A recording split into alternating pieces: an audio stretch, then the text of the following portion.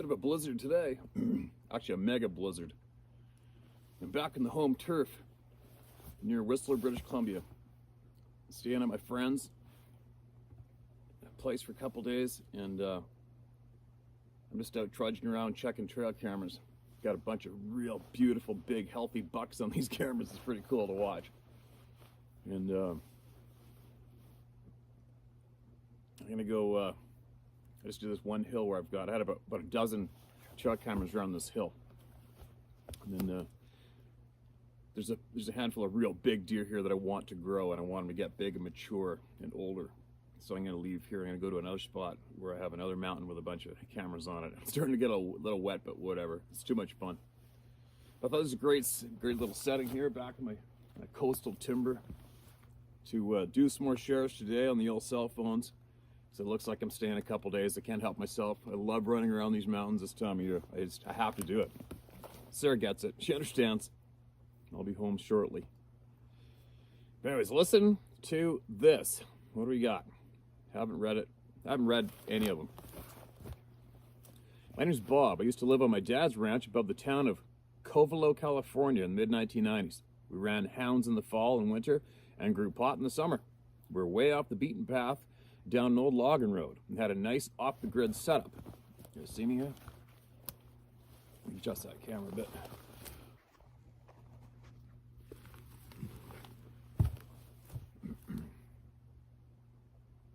I first encountered tracks that looked like a barefoot person in the early spring of '94. They're coming and going from our main spring.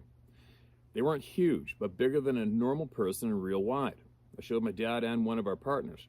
They thought it was odd, but we didn't think too much of it. Late one fall, I set up a huge drying tent and had a large generator running some fans and dehumidifiers.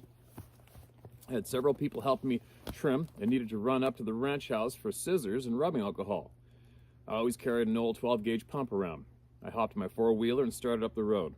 The ranch house sat on a 20-acre meadow with a couple large trout ponds below it. The road came out of the timber above the ponds, but below the house. As I got away from the noise of the generator, I could hear coyotes in the meadow off to my left. They were going nuts.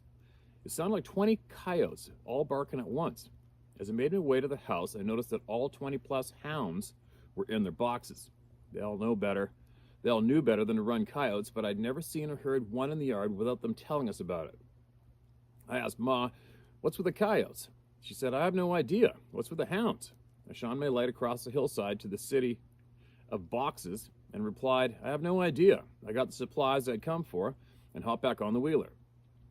As I rode back, my headlight swept across the meadow where the coyotes were. I didn't see anything, but as my headlight swept past an old outhouse near the trees, my blood ran cold.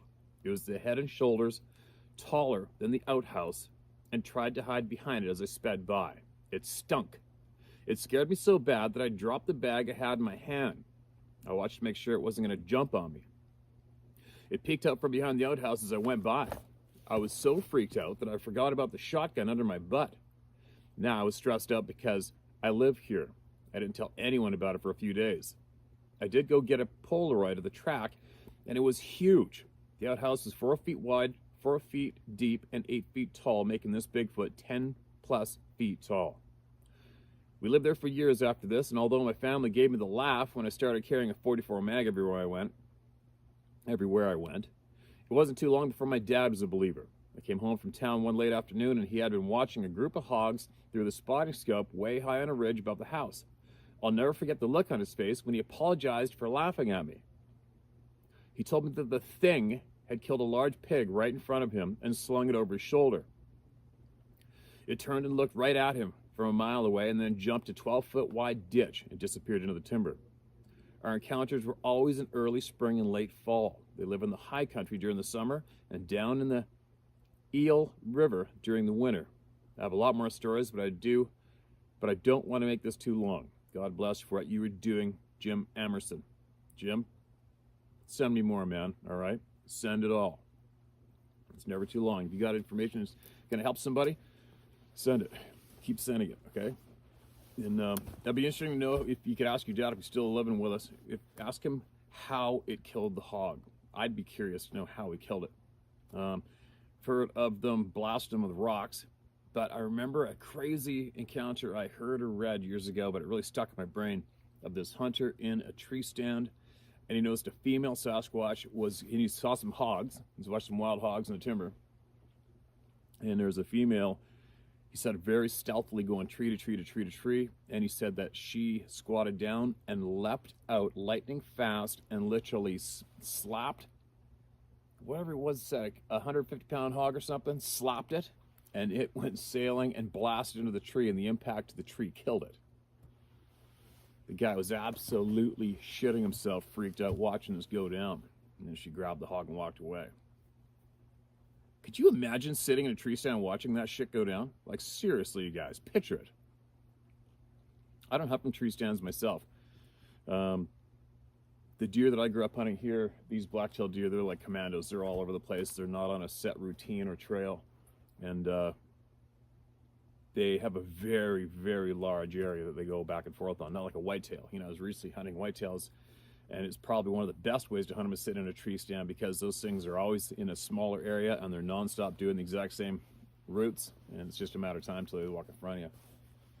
But anyway, getting back to the tree stand thing, I would feel very insecure sitting in a tree stand 20 feet up with one of those things standing on the ground looking at me. I wouldn't like that at all. I don't like being cornered.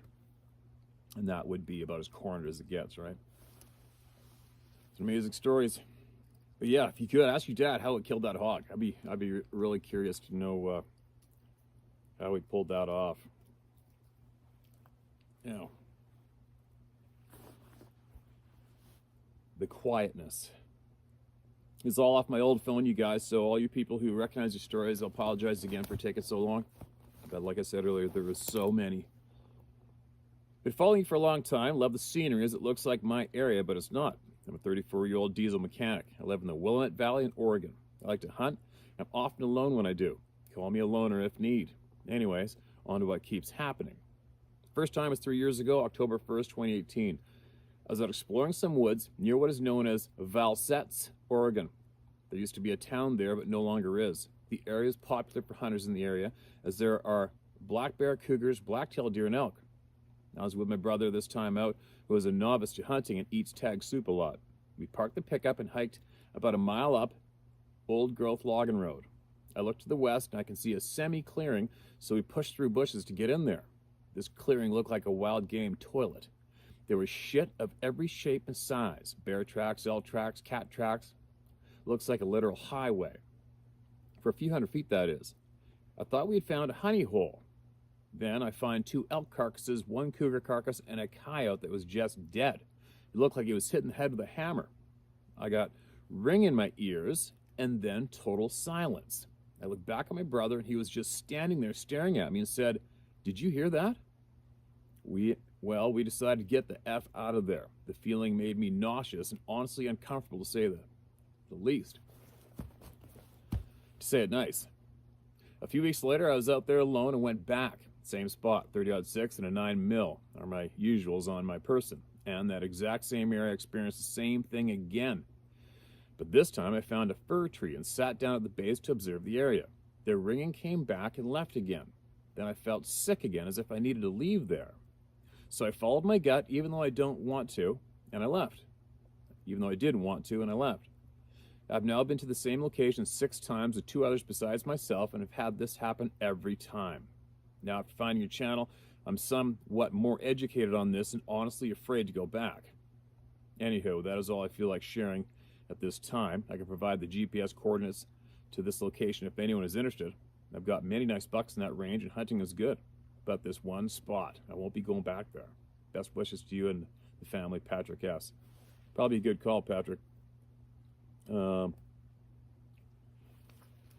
what Dave Blightus shares with us, and from all the other people here that share with us, and obviously you go with your instincts, you go with your gut feelings, and you get the hell out of there like you did. That could possibly be a portal area, possibly. I'd be interested to know what was the cause of death with all those game animals, and also what attracted them all to that one spot. That would be pretty interesting, but then again, that would mean going back in there too, and it might be a bit of a slight risk. Because there's nothing worse than knowing you probably shouldn't go somewhere, or knowing you probably shouldn't do something and doing it anyway, and then the shit flies, right? I've had my gut feeling burn.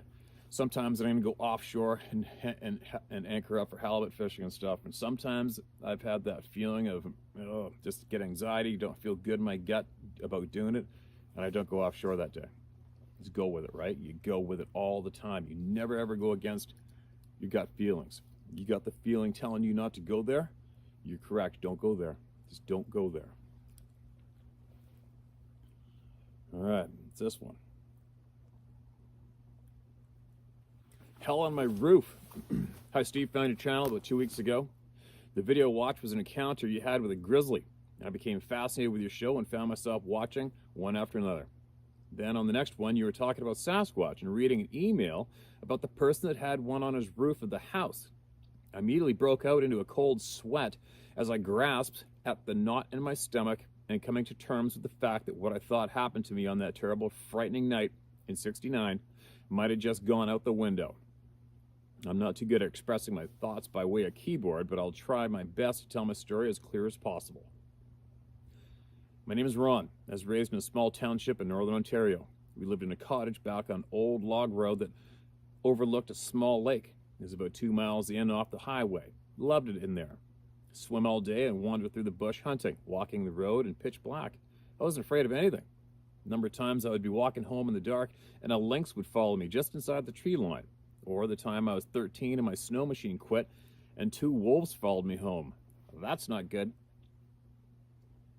But everything changed for me when I was 15 on that night in '69. My adrenaline runs high right now, Steve. I need to calm down in order to finish my story. Oh, I get it, man. I get it. My brother had turned 18 and he and my father were off working for Hydro that winter building towers, so I had to do all the chores by myself and looking after our mother. It was a funny winter. One day cold, the next day mild, causing ice to form on the eaves of the roof, in turn causing water to run down the inside of our walls. So after supper, I took the axe up on the roof to knock the ice off. It was late and I was tired, so I just left the axe up on the roof because I figured I would have to do it again the next day. I went to bed and fell asleep right away. I woke up to a thundering boom at 2 a.m. The banging noise was coming from the roof, and I immediately thought that one of my older cousins from up the road had snuck down to come and scare me since I was all alone with my mom. I figured he saw the axe on the roof and climbed up the ladder and was banging the axe on the roof. I quickly changed my mind when I crept out of bed to look outside. Alongside of the house, we had a 14-foot steel antenna that was fastened at the ground and was clamped to the side of the wall going up. I saw the steel antenna bend like rubber, Steve, and bend a half circle to the ground, then snap back up against the wall outside my window. It hit so hard, the roof lifted up where I could literally see outside. I was horrified, Steve. I was scared so bad that I couldn't walk. I thought hell was here. I knew nothing in this world could do what I just saw. It bent down to the ground 2 times. When it slammed against the wall the second time, it shook the whole house. I crawled on all 4s out of my bedroom and was heading for my mother's room when the axe pounding on the roof began. Again, it was shaking the house so bad it was knocking me over. Then it stopped when I didn't move, but as soon as I started heading for my mother's room, it started again. I looked out in the veranda where our dog sleeps, and he was curled up in a ball sleeping. I wonder why I wasn't barking, or at least up looking around. I finally bolted down the hall to my mother's room, and I'm telling you, all hell was breaking loose. I could not believe she was still sleeping, and as soon as I touched her to wake her up, it all stopped. No noise, no banging, nothing, just quiet. And when I woke, my mother, she could tell I was quite upset, and asked her if she heard all that. She said no, and for me to calm down, that I had just had a bad dream, and told me to go back to bed, you silly bugger, when I told her what happened.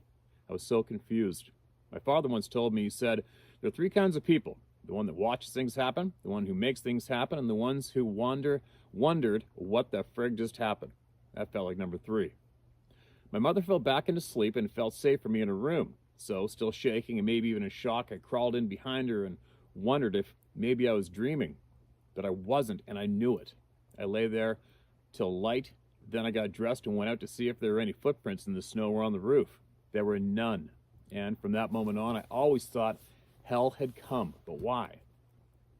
I was and always have been close to God. When my dad and brother came home, I told them what happened. Dad thought the place was haunted, saying he had heard someone driving stakes in the ground out back a number of times. My brother said he heard the same thing once at night. I told him that I got a full show. It took me a few years to get over that ordeal, but now I wonder if it was a Sasquatch. Well, that's it, Steve. Feel free to share this if you want. You have me thinking a different way now. I really enjoy all your videos, and thank you for what you're doing, Ron. Hey, Ron, thanks for coming out forward with that, man, and sharing that experience. I hope it helped you share it here. Sounds like a real shit eater. I got no answers for that, man. I got nothing. I haven't a clue.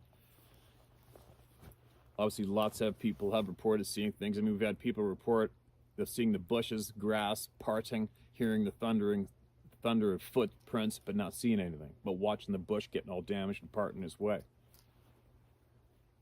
It's pretty freaking amazing, right? Keep emailing, son. If you learn of anything that you feel we need to know, you get it to us, all right? Be safe, man. What we got here?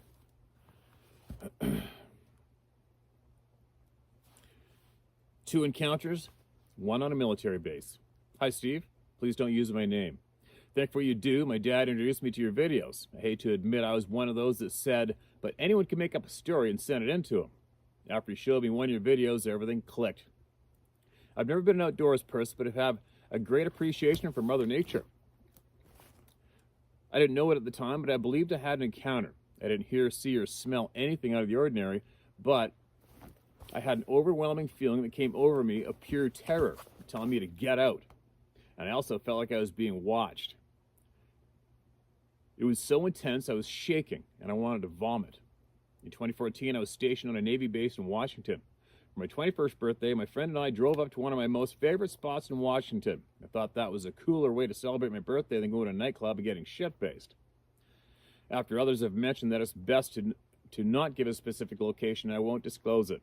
I also don't think the location is that important. People sharing their stories is what's important. We got there a little late in the day, 3 to 4 p.m., but still had plenty of sunlight left in the day since it was July and the sun stays out forever. I was a little nervous before we walked to the trail for some reason, but there was still several people there, which helped me feel more comfortable being that far out with no cell phone service that late in the day. It's about a half-a-mile walk down to the views from the parking lot. My friend and I love photography, and we're playing around with the DSLR cameras. It's difficult to really capture the scenery there. Photos just don't do it justice. Anyway, eventually I noticed we were probably the only people left there. It was oddly quiet, and I started getting an uneasy feeling. We'd already been there a while, and the longer we stayed, the uneasy feeling turned into terror and got more and more intense. The intensity being watched felt like someone was literally standing over my shoulder. The only thought running through my mind was, get out. It kept repeating over and over, get out of here. Since my friend wasn't from Washington and hadn't been hiking much before, I told him we should get going since the sun was setting. I didn't want to frighten him with how scared I was, so I didn't tell him. I just explained that we should get going since it's getting late and had a 3+ hour drive home. He agreed we should get going too. That was the longest half-mile walk of my life. Usually my head is on a swivel whether I'm out hiking or in the city. I didn't look around much to try to confirm these feelings of being watched because I really didn't want to see what had been watching us. I was thinking it was a bear or a cougar. I just put my head down and walked as fast as we could to my car. I remember thinking, whatever you are, we mean no harm. We're respectably leaving your wishes. We are respecting your wishes and leaving. I never asked my friend if he got the same feeling until recently. If it weren't for your videos, I never would have asked him. He said he didn't have that feeling, but trusted my instinct. If it's getting late, we should get going. The last several years, I always wondered why I got the uneasy/terror feeling. I chalked it up to maybe it was a cougar, since there had been sightings of them in the area. After hearing so many stories on your channel, I'm sure someone had an encounter with one of these beings, reported it, and that sign was put up to warn everyone of the cougar in the area. And now I have no doubt it was one of those beings. Many others have said, I know what I saw. Well, for me, I know what I felt. It's an uneasy feeling that made me feel sick to my stomach. Gave me chills. Thinking about it today still has the same effect. As I'm writing this, I just remembered another strange thing that happened, but it was on base.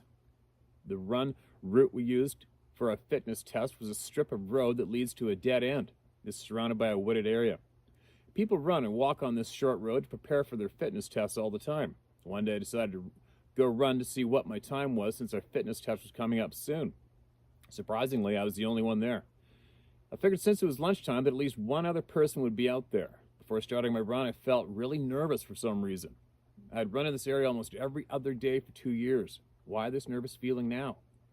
I made it to the end of the road without stopping. Stopped to catch my breath, checked my time, turned around and started walking for a little bit. Then I heard something in the wooded area just behind me.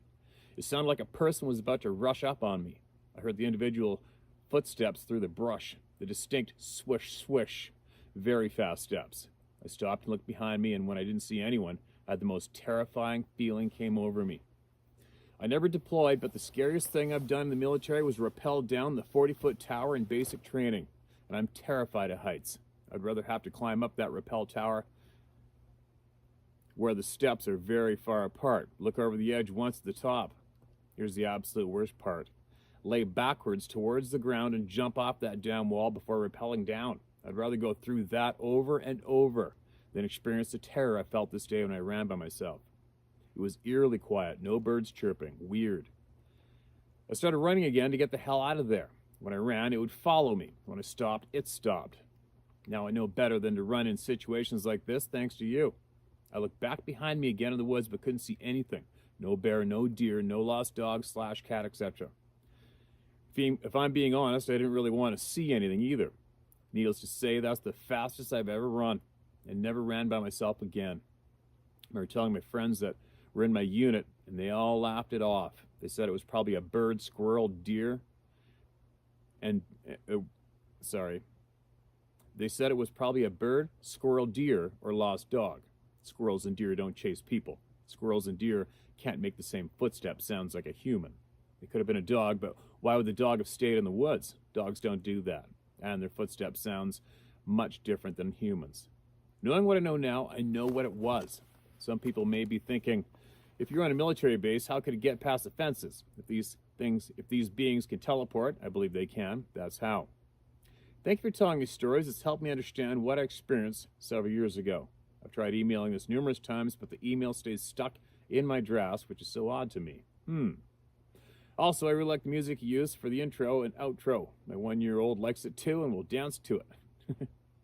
Cherie. Thanks, Cherie. Absolutely appreciate it. And I'm glad you found the channel. It might help, obviously it helped you out a bit with that shitting experience back then, right? How many people does that happen to?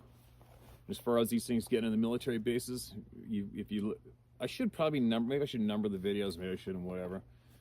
But there's videos in the past, we've got numerous people in the military who have had these things looking up at the CCTV cameras and looking at them. In the compound, made it over two runs of 10, 12 foot high fences and barbed wire on the top. But we did have one guy say that he saw it jump over, squatted down like a frog, and just frickin' flipped right over top of the damn thing. So we had another nuclear physicist who said they did not have a clue how they got past all the security and got in to look up at the CCTV screen at them, but they do, and they did. And all hell broke loose alarm-wise as soon as they got in and started looking in the camera. And they don't know how they got out and saw the footprints. And I think it was Edgar or another guy. They actually took the Geiger counter thing, you know, the meter for radiation, and they were getting radiation reading off the footprints. Go figure. But anyway, I gotta get going. I gotta utilize the rest of my day. And for all who's curious, I remember if I posted pictures of all those poles leaning on one tree in mature timber never been logged before, and that's about that way about 300 yards. And there's a mountain bike trail about a mile away from me on the other side of this valley. And two guys ran into a very large gray Sasquatch in the timber right there. Right here, I was actually texting with Dave Pilatus last year, I think it was, in the fall, and Scott, I think. And I had the window open this much, and something was like whistling by the window. I don't know, it sounded like, I can't describe it. It scared the shit out of me. But it sounded like a great big huge gust of frickin' wind or something, and I was just waiting for all the shrapnel to come in the window. There's nothing. It was dead silent out there. Not a branch was moving. It was really weird. Yeah, the window unrolled without much. That happened right here. But I am in the coastal mountains of British Columbia, near Whistler, British Columbia, right now, where there was so many sightings and activity right here. It's mind-boggling. But they know I'm here. I know they are here, and I just tell them, let's just leave each other alone. I don't want it ruined for me, and I don't want to ruin it for you, and I don't want nothing to do with you, so just leave me alone. And that's the attitude that I have right now while I'm standing right here and while I'm running around these mountains today and every day. They can have at it. Just leave me alone. But I want to know what's up with human beings and why we're not being told the truth. That's what I want to know, and that's what I'm going to find out. And we're getting closer. There's a whole bunch of shit-eating dog shit going on today when it comes to all of us and the people, and it's not good. And there's got to be a shit pile of good men and women out there who are willing to put up an effort to find out what, why, and end it. All right? Anyway, here we go. Got to get moving. Got to go jump in the truck, drive. What do I got to drive? About 30 kilometers? And go up a logging road and climb another mountain. And who knows, I might even make another video or show you guys a scene from there when I get there. Be safe. This is what you call as good as it gets.